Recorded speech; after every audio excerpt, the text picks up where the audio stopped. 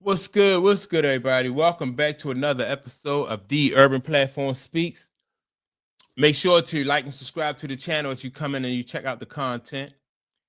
And NBA Commissioner Adam Silver just recently announced, right, that there are going to be significant raises in with the WNBA.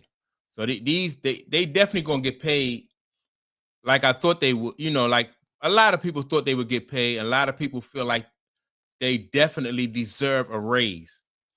So now, with that being said, I think that this young lady, Caitlin Clark, could probably become the first female basketball player to be a billionaire.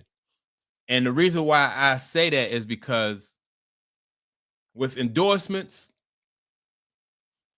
and also now this I'm saying this like through over the course of her career. Right. Now let's just say that she have like a 10-year career. Right. No way. I think there's a very good chance that she could become the very first female billionaire and because I also think that there's going to be a bidding war where it comes to Caitlin Clark's services and other basketball leagues, other basketball leagues like that Pro Am League, or I forgot what they call that European League, what the name of it is going to be. But they are talking about throwing around some big money. And so if there's already big money on the table, then that just raises the stakes for the WNBA, which means that the WNBA got to step up and at least match it or come close to what they're what these other leagues are offering. And so and not only these races benefit her, but they're going to benefit everybody, all the players of the WNBA. Everybody's going to be getting substantial changes, and I think it's well deserved. The way Caitlin Clark has played this situation, I think throughout, it's been commendable because she hasn't really been saying much. She just let her, her play when she was healthy.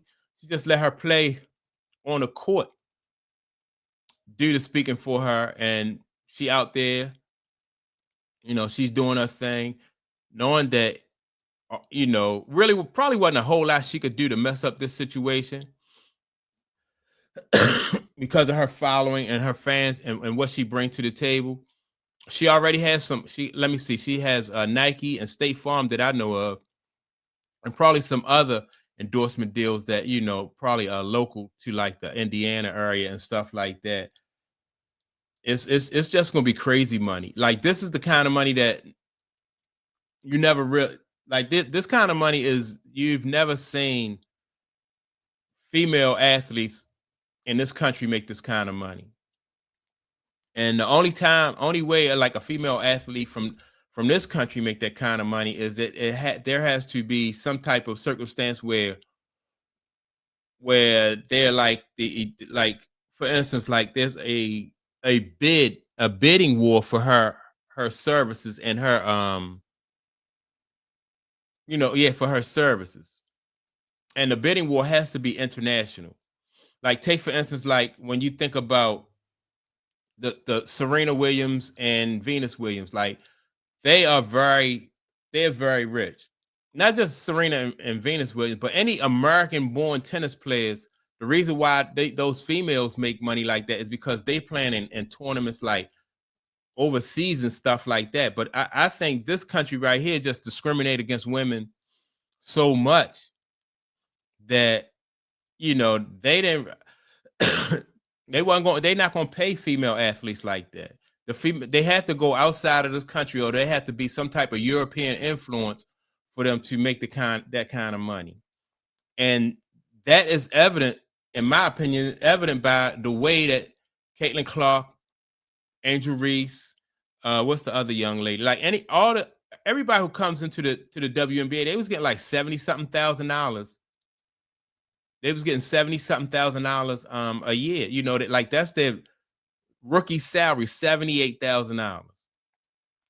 Now, the WNBA want people to believe that because of the, because of the following, like the following of the sport has grown, that now they are able to give them that money, that a substantial raise, which I'm not buying that, like I said in previous videos, and I'm not buying that because I think that the evident it's evident that that money has always been out there, at least some of it, right?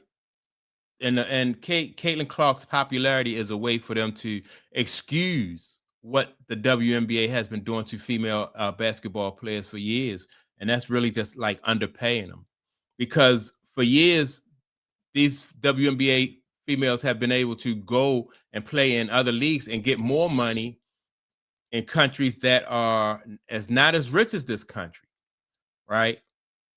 Even and so you even heard Donna Taurasi, she took some flack about saying, because she resented the fact that she had to leave the United States and get paid more money somewhere else. And like she said, even the janitors, get paid more than her. Well, she got some pushback for that, but most people kind of got the idea, or they kind of get like what she really meant by that. It wasn't no disrespect meant towards the janitors, although she probably could have phrased it a different way. But the money has always been there for these young ladies to get more than what they're getting. When you think about the 9%, right, that they were getting, um, as opposed to other professional leagues, like I think the next lowest one I think was like 18%. I'm not sure what league that was, but 9% is just crazy. And then, so now all of a sudden things are turning around. Like this moment right here for women's basketball is really historical. It is historical. And I'm gonna go into in another video, I'm gonna go into like what really touched it off, number one, and then number two, not only what touched it off, but the fact that it was unintentional, right? It was like right moment, right place, right circumstance, and then that just snowballed into where the WNBA is now, and the fact that they have to pay these young ladies more money. And the thing about it, the WNBA, how many years? What has it been like? 30 years, I think this league has been. It's been like 30 years since the WNBA started. So, you know, I just think that they were underpaying them. Definitely was underpaying. It reminds me of the college sports situation. Like you had for over 100 years, college athletes wasn't getting no compensation. Now the NIL, those NIL deals are there, and so players can capitalize off of their own likeness and get paid because of their own likeness. And so the WNBA now is catching up to that situation, as far as getting them paid. But because this game is going international, I think that this is going to make some of the young ladies, Caitlin Clark included, this is going to make these young ladies like a ton of money. They're going to get a larger share of the money that what I think that what they think is due to them. What a lot of people think that is due to them. What a lot of people think is fair compensation for what they bring to the table. Whether you like follow basketball or not, or women's basketball or not, I just thought that the pay disparity between the NBA and the WNBA, I just didn't think it was fair. You know, although people might argue, well, the NBA, they're more fun to watch and all this. Um, yeah, that's true. And it's a different game when it comes to it's faster. Men play above the rim, but you still have to respect the fact that these women are professional athletes too. So you're getting out of them the best. You're getting the best out of them. So why not pay them appropriately? If they're professionals, why not, you know, definitely pay them professionally or appropriate, as I said, because it just was disrespectful how the WNBA was treating them. Uh, like I said earlier, this young lady right here, Caitlin Clark, and probably some other ones coming down the pike are going to wind up being billionaires. Like by the time their careers is over, I'm not saying that they're going to make $1 billion like a year or something like that, but they're gonna make some crazy money that you are not used to seeing WNBA basketball players make. You know, $78,000 a year. That's just crazy. Or and now that's as a rookie, but and I think the max is like $250,000 a year, which is and that's taxed. It's and they probably play crazy taxes because each state taxed differently, and so that's a whole nother issue. When you get taxed, you're in Indiana, and then you play the Sparks in California.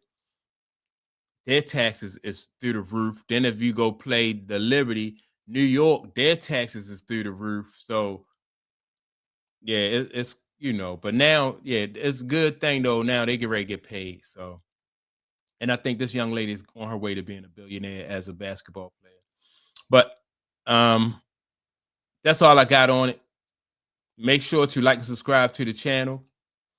Also, make sure to leave a comment, and I'll check you all out in the next video. Peace.